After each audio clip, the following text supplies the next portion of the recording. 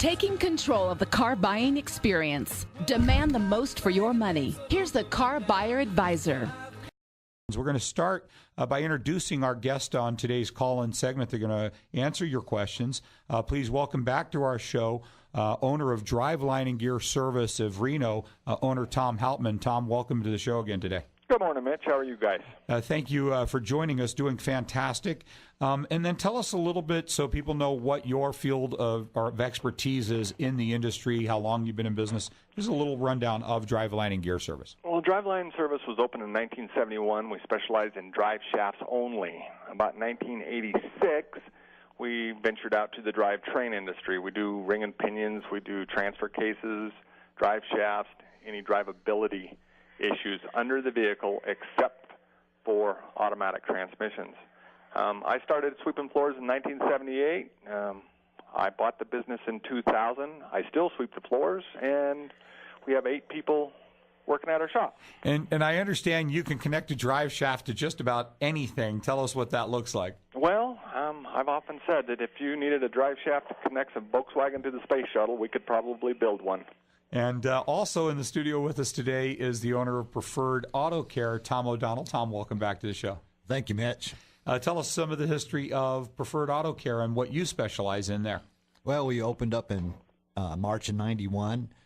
We're specialists on Honda, Acura, Toyota, Lexus, and Subarus. And you've been doing this for decades and with the highest standards in the industry, we'll add. And I am Mitch Burney, your host of the Car Buyer Advisor, and I also have accepted in the last 90 days a position back at Sporthouse Motor Cars. So I'll be representing Sporthouse Motor Cars, which is a purveyor, service center of fine automobiles, including many exotics, Porsches, Lamborghinis, Ferraris, Aston Martins, Maseratis, all of those currently in stock for you to see. And also really the industry standard for business ethics in the automotive dealership segment. And so those are your 3 guests today hosting the call-in segment here. So don't forget, if you want to ask any questions for any of our guests, just give us a call at 775-823-1920. Today we wanted to start with a topic of conversation that it's really, I think it's an interesting conversation that many people have never heard. So it's called tire rollout. And it's a big deal today, especially in Northern Nevada. We're truck country. We're 4-wheel drive, all-wheel drive country. And this is a extremely important conversation. I'm really thrilled to have it on our show because it's going to educate so many people and save them so many breakdowns.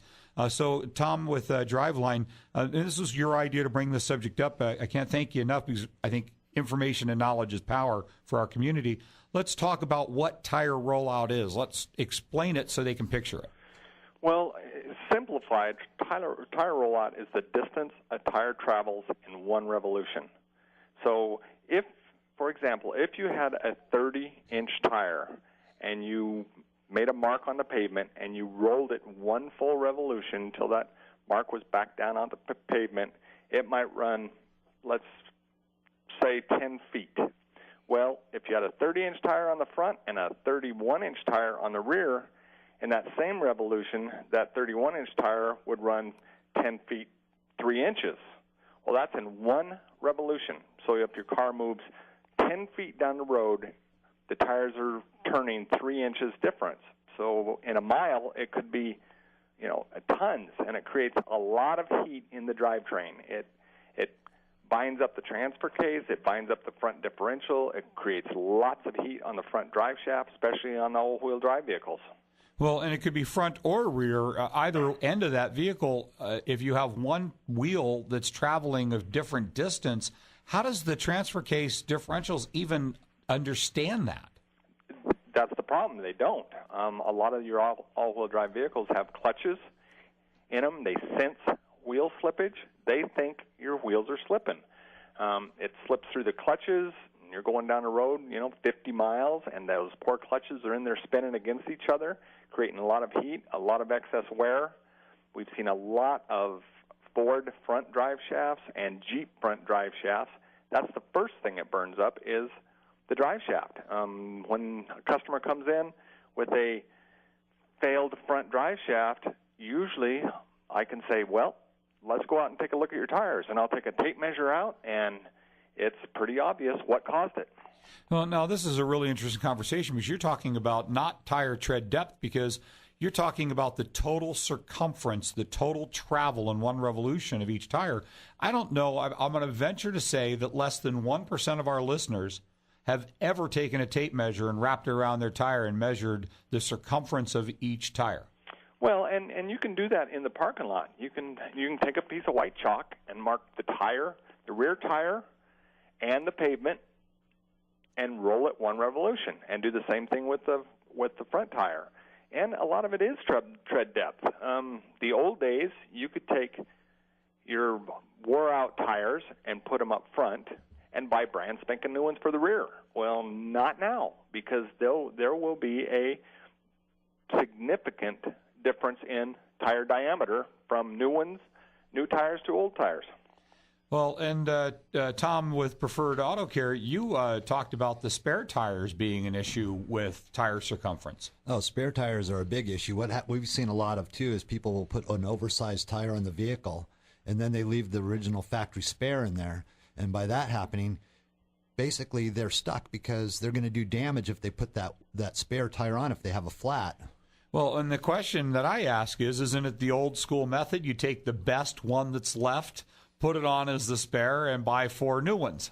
That's what usually people do, yes. So when you have a flat, if that one is not the same circumference, how long does it take before you've really caused permanent, irreversible, or potentially catastrophic damages? It doesn't take long at all. And one thing that people have to keep in mind, too, is if they have a four-wheel drive vehicle versus an all-wheel drive, is if they do get a flat on the rear, that the wise decision would be to put, it takes a while because you got to swap tires around, but put the spare on the front.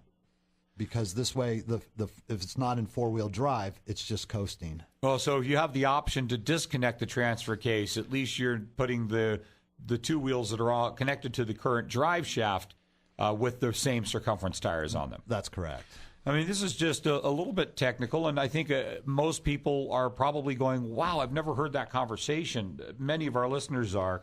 And Tom, with Driveline and Gear, what do you see is, I asked how long does it take before this really causes permanent damage. What are you seeing in your shop as far as, how long it takes this to happen and how catastrophic the repairs are? Well, a lot of it has to do with how big a difference on the tire. Jeeps, back in the early 90s, mid-90s, they came with a donut spare. And sure, a donut spare is very convenient because it doesn't take up much room in your trunk. But if you had a flat tire in, let's say, Fallon, and it's 60 miles to Reno, and you put one of those little donut spares on your car, by the time you got to Reno, you had a catastrophic meltdown on the front differential or the front drive shaft. Well, and you see these tires that say maximum speed, these donuts, maximum speed 50, maximum distance for not more than 50 miles. And I've always wondered, if you're talking about all-wheel drive systems that are full-time engaged, what have you done inside while you've been using that, and why would a manufacturer ever put it on? Have you seen any litigation or recalls on these?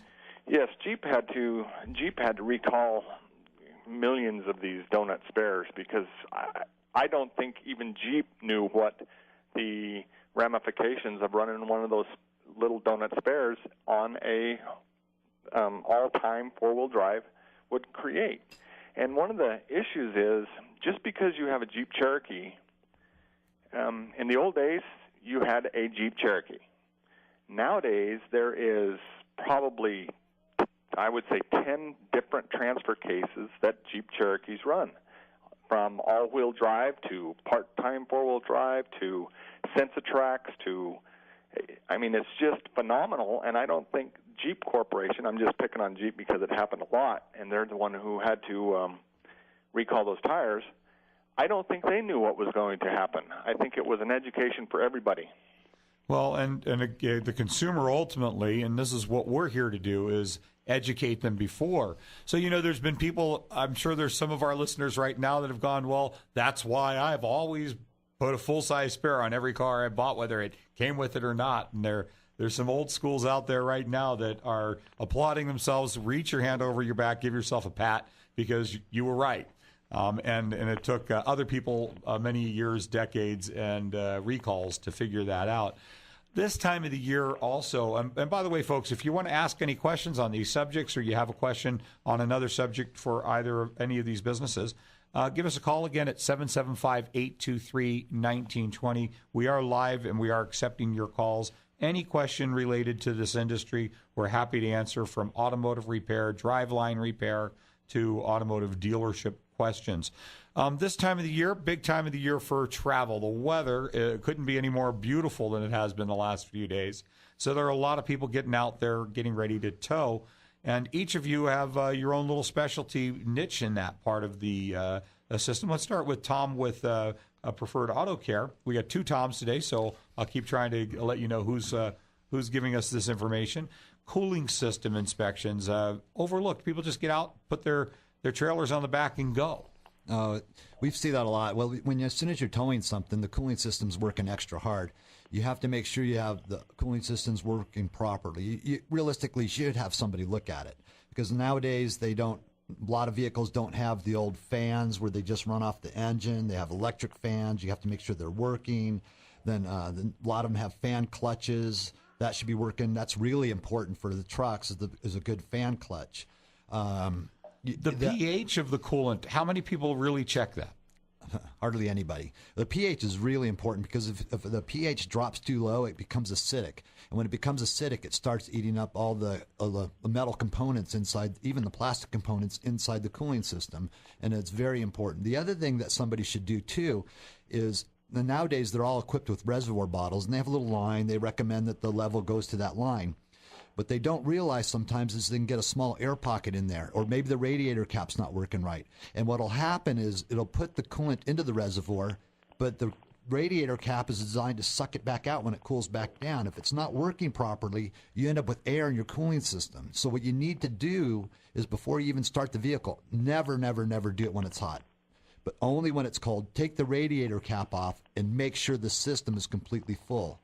Because if you drive it just around town and it's a little low, most of the time you'll never even know. But the second you're towing something, it's going to overheat. Well, I mean, this is, again, just terrific information. And the question I'd ask is, when the pH balance is off and then you have this deterioration inside, this corrosion, that travels through your engine. It travels through the engine, the radiator, the heater core, everything. So you're talking a minor service is a flush of a radiator could save catastrophic engine failure. By all means. I mean, this is a big deal. And again, I think I'm going to ask our audience right now, when was the last time you had your pH balance checked in your radiator?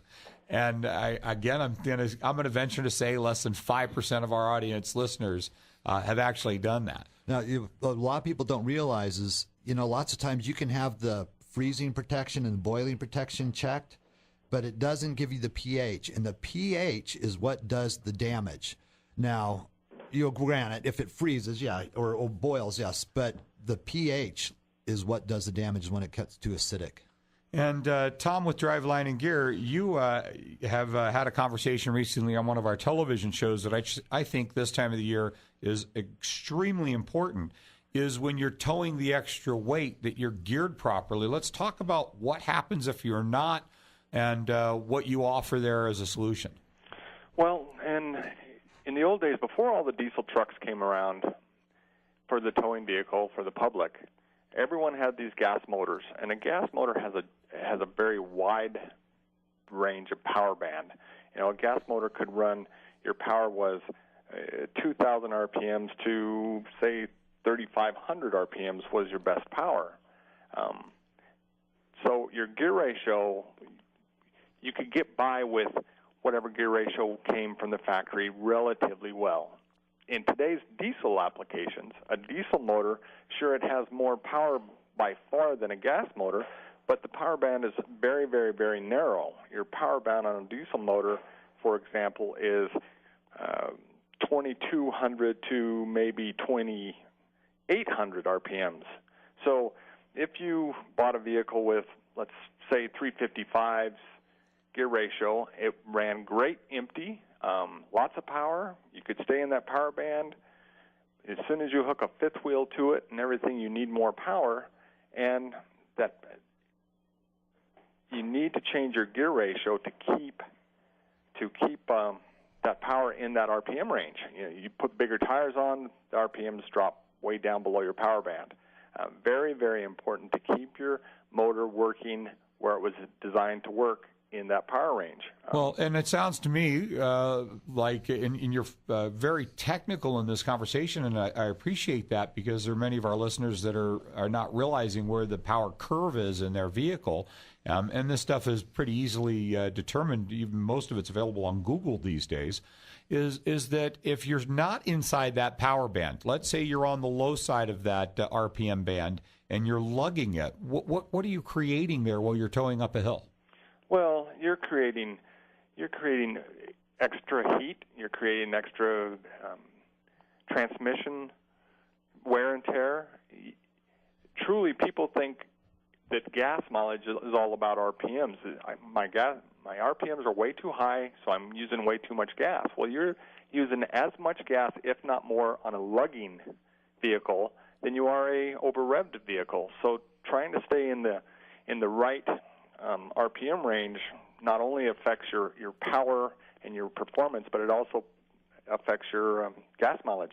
Well, and it sounds like on the opposite side of that, many people would already get this, that when you raise the RPMs outside that power curve, you are running that engine at many more revolutions per minute and creating much more heat and wear and tear on the viscosity of your lubricants. Oh, especially in the summertime, because today is supposed to be 104 in town. Well, can you imagine what it's going to be out on I-80 pulling a giant fifth wheel at 3 o'clock this afternoon? So the cooling, the RPM range, your tire pressure is another very, very important factor when you're towing.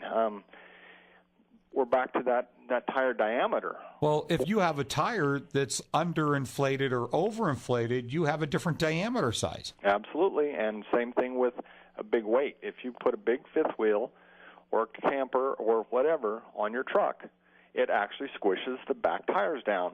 So now, even though your tires are all the same size, with all that weight sitting on the back tires, now the back tires are running at a smaller diameter. So tire pressure is a lot more important than people give it credit for.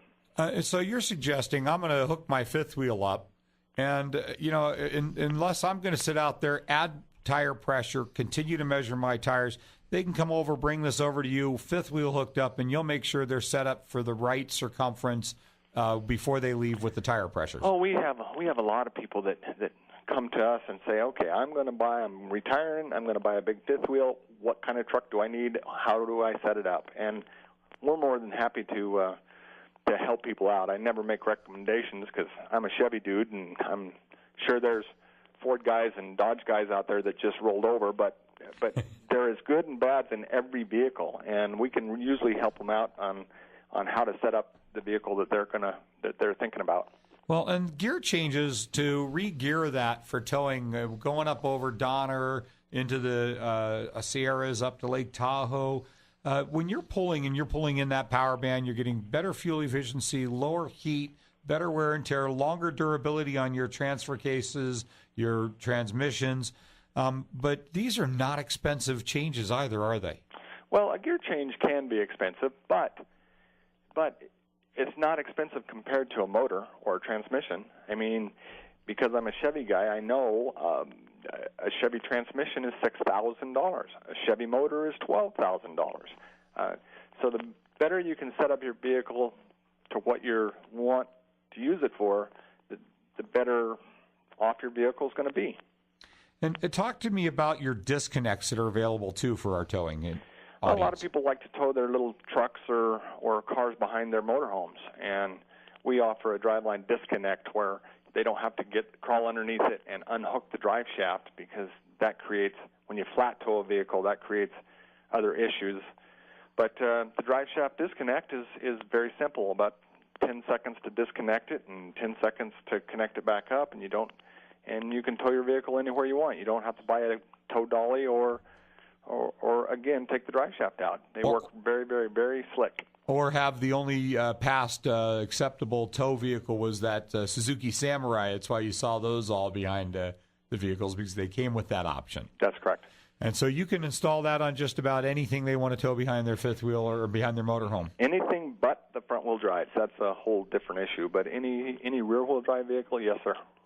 And now, folks, again, the number, if you want to ask any questions about this, to call in is 775-823-1920. Today, we're doing our Call In and Ask the Expert segment. And while many of you may not want to be the first person on the dance floor, we urge you, this is a real opportunity for you as our community to get advice, information. You know, that question you've always had about towing or, tire circumference or even anything else mechanical about your cars today. You're welcome to give us a call and talk, or about even buying a car and some of the practices and things to watch out for. We're here to take your calls and to give you the opportunity to become the most prepared, informed, and educated consumer you can be in today's market. With us today, hosting the Call In and Ask the Expert segment is Tom Hauptman with Driveline and Gear Service, Tom O'Donnell with Preferred Auto Care, and I'm Mitch Burney, your host, representing Sporthouse Motor Cars. So, again, don't hesitate to give us a call. The phone number, one more time, if you didn't have a pen and piece of paper, is 775-823-1920. I think maybe the single most important conversation we've ever had on this show is the question of a flat rate hourly compensation to service staff. And I'm here to say right off the bat that there isn't a blanket statement that I can make as your advocate, as your advisor in this community, that one or the other is always best. What's important is that you understand each method of compensation to the service staff, and then you determine if there are in each situation there's potential for abuse. So we want you to be aware of it so you can watch for any attempts to deprive you of your hard-earned money. So we're going to talk about the different compensation plans that are out there in today's market, where technicians get paid to work on your vehicle. And three most common ones would be flat rate, hourly, and piecework. And so we're going to start by having our businesses talk about one type of compensation plan, so you can understand what even the term flat rate means. So, Tom, with the Preferred Auto Care, let's talk about flat rate. What does that mean? Flat rate is usually taken out of a book. It tells you how much time it's supposed to take to do a particular job. If the job says it takes 3 hours to do a timing belt, a flat rate technician would get paid 3 hours to do that job. If he took him 2.5 hours, he still gets paid the 3 hours. If it takes him 4 hours, he still only gets paid 3 hours. Versus if you have an hourly person, however long it takes. And so the question then is, when somebody's a flat rate technician and there's no work in their stall, how do they get paid? They're not. So they're basically paid by only the jobs that they're able to sell and do. That's correct. And sometimes it can open doors for unneeded repairs, because if you think about the guy that's sitting around and he's not getting paid, he may start seeing things, inventing things. Well, and this is the potential for abuse of the flat rate employee. It is potential for abuse. Right. And so, if and I'm not saying that in every situation when you're presented with hey, while we were there, we found something, that it's a, quote, upsell, but it breeds the potential for upselling unnecessary repairs. Yeah. Well, for example, I have one technician that is flat rate, but he's a super, super technician. He's the most honest person on the face of the earth. And his productivity is really, really good. I think he deserves to be rewarded for the work that he does. So he's the type of technician that can do a 3-hour timing belt and do it right in 2.5, for an example. Exactly. And so at the end of the day, he may get paid for 10 hours or 11 hours worth of work rather than 8. And if he's only going to do 8 hours worth of work, he's really done in 6, and he's got more productivity left. Yes, and because of the quality of this person, my opinion is he deserves to be rewarded for his productivity, his honesty, and everything else. Now, the other question here is, let's talk about Tom with Driveline and Gear. Let's talk about piecework, what that looks like. Well, piecework is more of a production type charges. A repetitive task, right? Yes, we do. Our shop has both hourly. I charge by the hour on a lot of repairs, but I also do piecework when I'm working on the drive shafts. A straighten and balance on a drive shaft, over the last 30 years, we have figured it takes, one drive shaft will take 30 minutes, and the next drive shaft will take an hour and a half, and we've over all of our experience, we've averaged it out to be 1 hour to straighten and balance the drive shaft. So when it's repetitive like that and production work, we charge by the piece. We have and it's odd because we call it a flat charge. It's not a flat rate. It's just a flat charge of X. It's piecework. I pay all my guys hourly. I've went back and forth over the years. I think hourly is a little more fair to the customer, because I think the guys, it doesn't matter if they're working on an old rust bucket that it takes them 4 hours to get one bolt out, they still get paid 4 hours. Or if they're working on a brand spanking new something that is very easy to work on. So I tell them, it doesn't matter whether you're sweeping floors or working on a vehicle, you all get paid the same. You all get paid by the hour. But what Tom's point is, your really good technicians, the really good that's been around, your journeyman technicians, we pay probably a better hourly wage in any shop in town, and that's our way of rewarding the good technicians. Yeah, and keep in mind, I was very clear that there isn't one that's an absolute better or worse. It's just that in each of these, you have some things to watch for, because in the straight hourly, one of the reasons why some shops even invented the flat rate is it breeds potential laziness. Well, I might as well just take my time because I'm going to get paid anyway. And productivity could go down. I mean, this is what inspired that, I think, flat rate versus hourly even in the entry. Yes, I guess, again, we can debate this for days. I mean, all your dealerships are flat rate.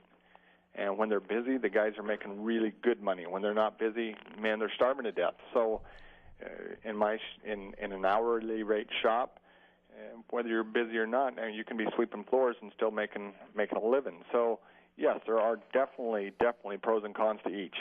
Well, and I really want to get into that side of this for a minute, because one of the things you mentioned is the franchise businesses, and there are different techniques for sales of service and sales of repairs, and each of you have a very specific, and so does Sporthouse, level of integrity in this conversation.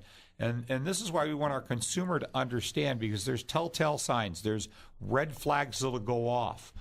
There's, I want to just use this as a great example. In a lot of dealership, and I've worked in the dealership side of this industry for over 3 decades.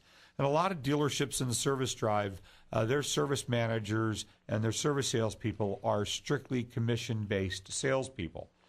They call them service advisors, but the real description of their job would be service salespeople.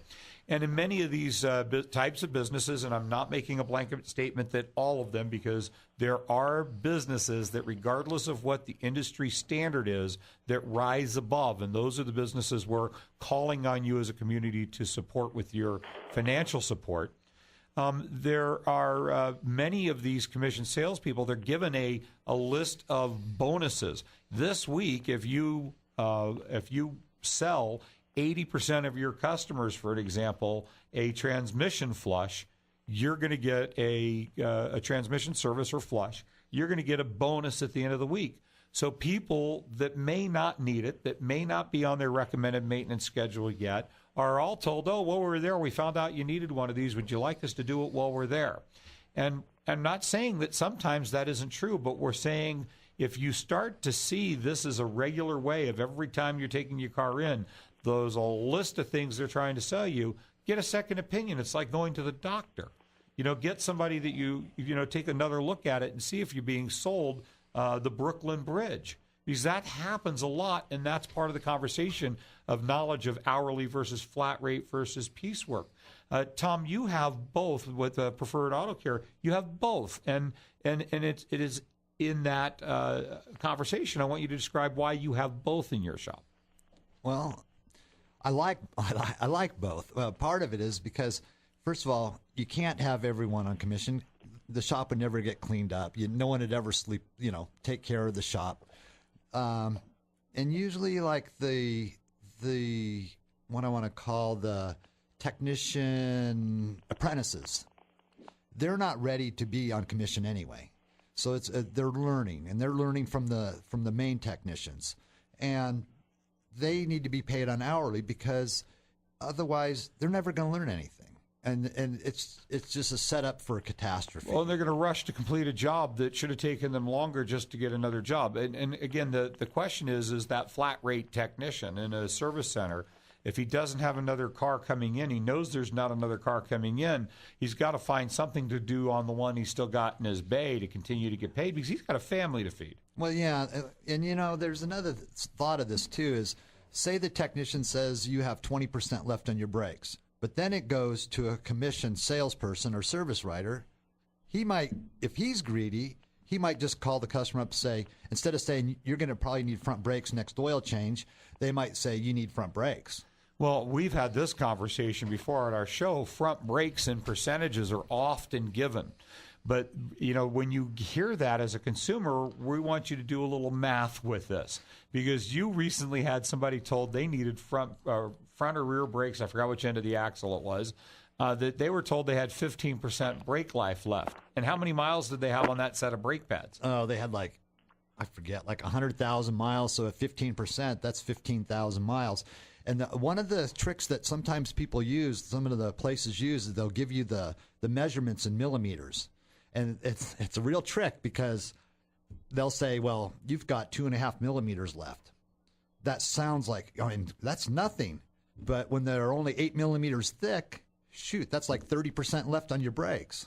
Right. So, we want you to get that. That's great information is what was the new depth of that pad?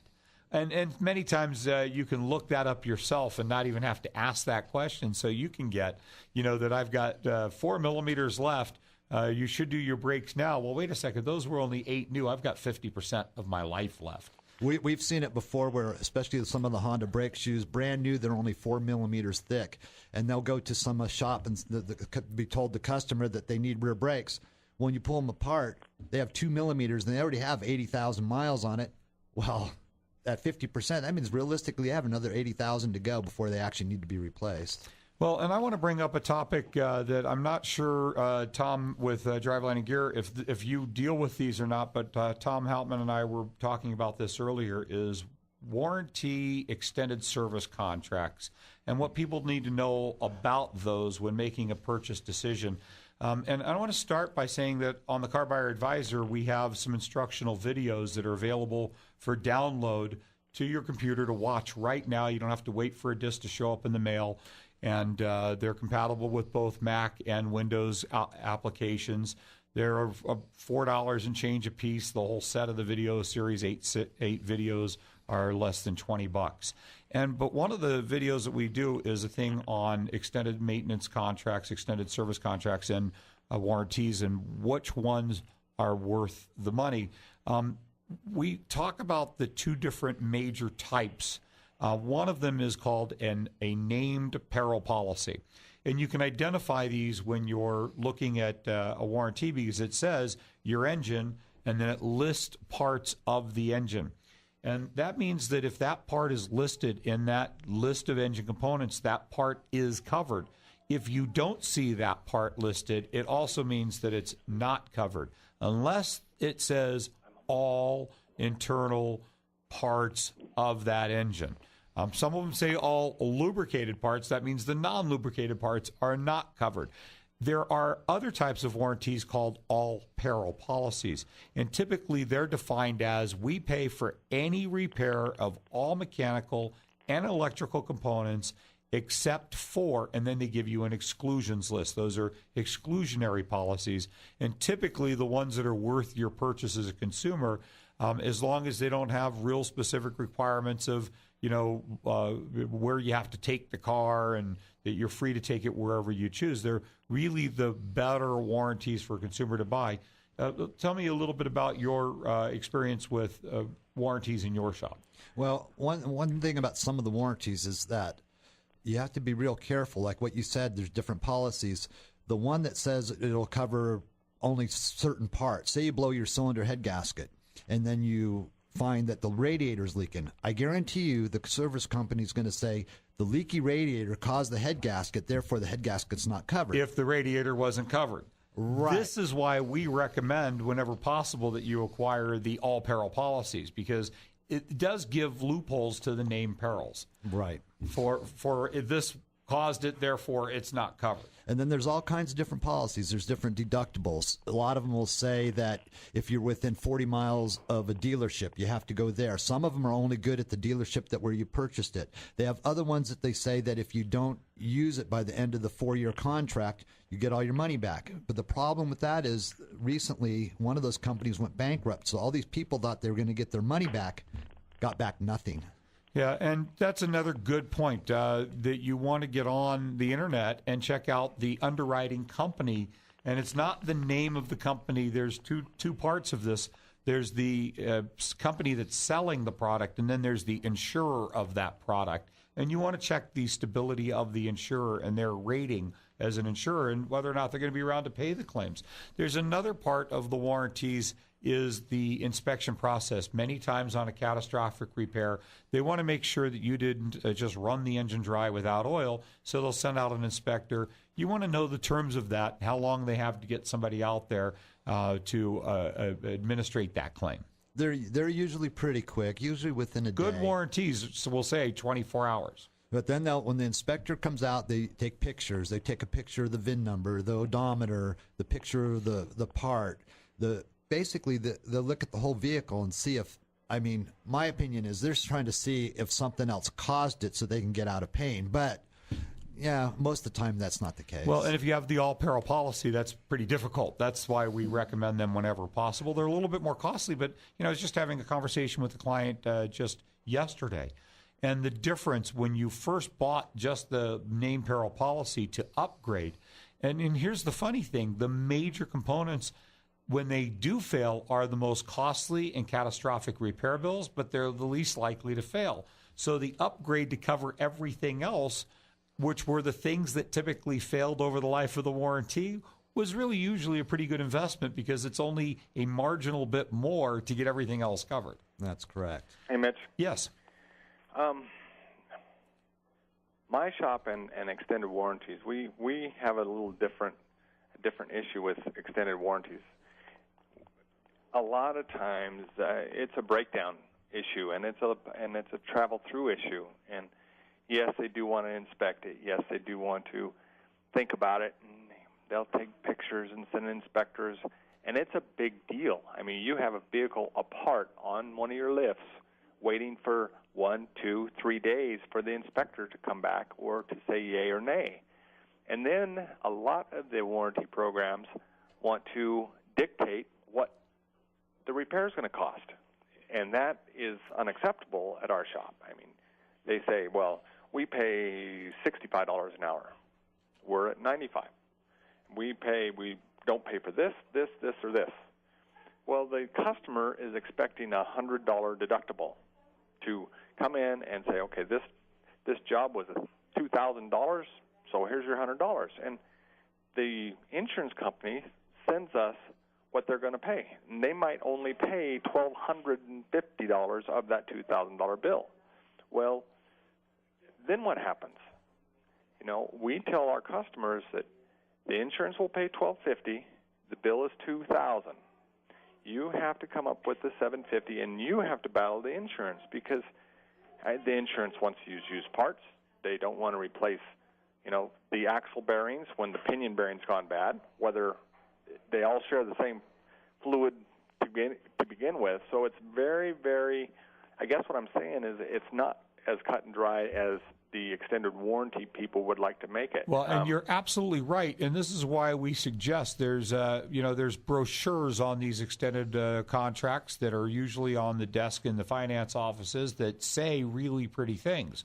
But we ask you before you sign one is to take it and read it, because the things that you're both talking about are truly disclosed in the actual policy. Wow. They talk about whether they pay posted labor rate or industry standard labor rate, which means they take an average of all the shops in an area, even though you are maybe driving a higher line vehicle and they're using the average of every Mazda and Toyota and yet you're still driving a Land Rover and your labor rate's at the higher end of the industry. So, yeah, you do look to see if it's posted or industry standards labor rates. And then whether they do state in there whether they're allowed to use like components, and the term like components would be used parts. Let me give you an example of what happened to us just the other day, last week. We had a gentleman had a Dodge pickup. The pinion nut backed off, fell off. The drive shaft fell out of the vehicle on the freeway. It sucked the pinion down in. It was catastrophic. He says he just about got killed trying to get off the highway right during rush hour traffic up by the spaghetti bowl. It was a mess. So he had the vehicle towed to us. He says, now I just bought this here 3 months ago. I have an extended warranty. So we put it up on a lift. We did everything we're supposed to do. The inspector came. He took pictures. He did everything. They denied the claim. And I says, why? He says, well, we don't cover nuts and bolts. And because the pinion nut fell off, that was the cause of the catastrophic failure. I mean, we're talking $2,500. And the gentleman thought for sure it was covered under warranty. He just bought this vehicle 3 months ago. I thought it was just atrocious. I am an anti-extended warranty person just because I don't think they play fair. Well, and I can say after 3 decades in the industry, there are ones that actually do pay their claims and are not looking for ways out. Tom O'Donnell with Preferred Auto Care is nodding his head. There are some good ones out there. This is the consumer education knowledge that we're talking about in our instructional videos on how to even shop for these. You have to take the policy itself and read those terms and make sure you understand them. And if you don't, ask questions before you sign them. But these types of things, used parts versus new ones, or like parts by age and miles, labor rates, they're in the terms of the provisions of the actual contract and not or rarely ever disclosed in brochures. Well, that we've never had a problem with the labor rate, but the biggest problem we have is that many times they want to supply the part, and it's parts I would never even put in my own car, even for a temporary thing. They may even be new parts, but aftermarket inferior parts. Oh, and the quality is it's terrible.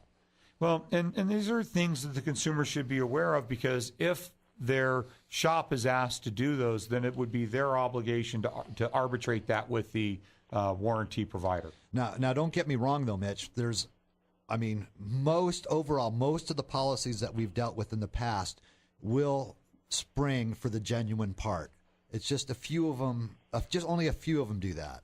Well, and the other problem is when you're provided a part, even if the consumer's okay with it and you're okay with it, if that part fails, you don't warranty it because it wasn't a part that you had purchased and stand behind. Well, what they'll do lots of times, too, is you use their part. They stand behind it for a year, which is... But you could have gotten 10 years out of using the right part, and a year later they're relieved of their obligations. Tom, with Driveline Gear, did you have anything to add to that? We do a lot of extended warranty stuff, and I just want to tell the consumers that you get. I guess the whole reason about this whole show and this program is back to the service writers and everything else. If you get a shop that you truly trust, when someone tells you that you need brakes or you have a leak or something, a lot of it is not upsell. They're truly trying to do the best for you as a customer. Trying to find a good quality, trustable shop that you can relate to and trust is probably one of the biggest issues in car repair. Everyone is a good mechanic. Trust. You can buy parts over the internet. You can have the backyard mechanics do your work. You can have the low ball. But the only thing you have to sell anymore is your knowledge and your trust and your integrity. And I think that's important to find a shop that you can trust. And thank you for saying that. The basis, complete premise for this show is that it is the consumer that ultimately controls the businesses that remain in this industry by their support. We're asking you to take on supporting the businesses with quality core fundamental values. And Tom, real quick statistics, since the inception of this show, we have had 0 consumer complaints on the businesses that we endorse. That's coming up on 2 years. August 27th will be our 2-year anniversary of our first radio show. Not one consumer complaint on any of the businesses that we endorse, because they're choosing to support businesses with that level of integrity, businesses that you can trust in our community. Be sure to tune in next Saturday at 10 a.m. for the Car Buyer Advisor. We're on every Saturday from 10 to 11. Tonight at 7:30 on CBS Channel 2, TCBA TV, our television version of our radio show. Don't forget to first Saturday of every month for our Call In and Ask the Expert Mechanics Corner. Thanks for tuning in. We'll see you next week.